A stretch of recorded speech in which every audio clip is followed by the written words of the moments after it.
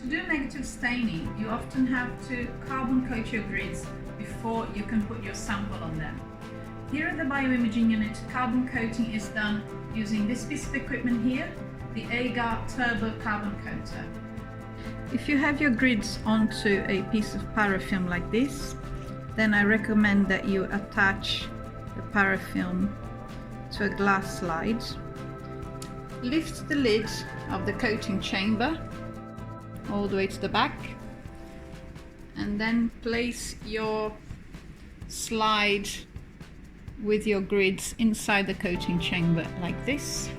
To be able to see if the coating went well, I recommend that you place a circular piece of filter paper halfway under the slide,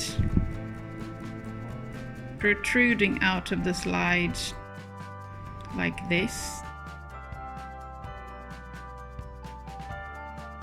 Now lower the lid of the coating chamber and make sure it's in the right position. Now switch on the Agar Turbo Coater.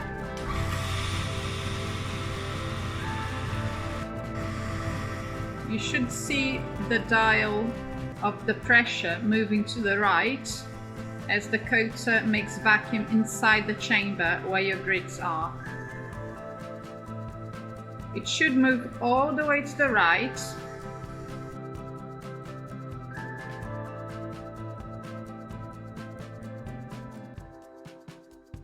And then it will flicker and start moving to the left. When it flickers is when the carbon coater switches from using the first vacuum pump to the second vacuum pump. The second vacuum pump will bring the vacuum to 10 to the -4 millibar. Now the coater is reading the pressure at the bottom scale. Now the pressure indicator is reading 10 to the -4 millibar, which means that the coater is ready to use for coating, so you can start the coating cycle. Make sure this button here is set to manual. If it is set to manual, CO will appear in the display here. If you want to produce a coat of a particular thickness, you can always switch on the thickness monitor, which is above the carbon coater. The thickness monitor will tell you here the thickness of the coating that you're putting on the grids in nanometers. Once you've reached the correct vacuum, press the start button and then turn the voltage up until you reach about 125 amps. Then hold it in that position for about 5 to 7 seconds.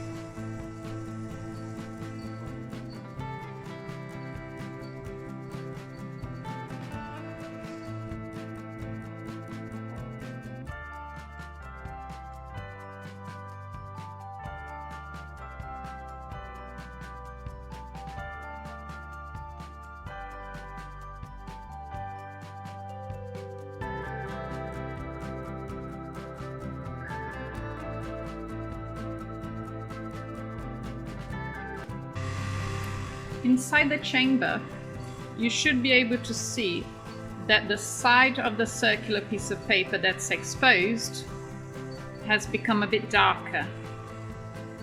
This indicates that the carbon coating worked well. When you've finished carbon coating, switch off the coater .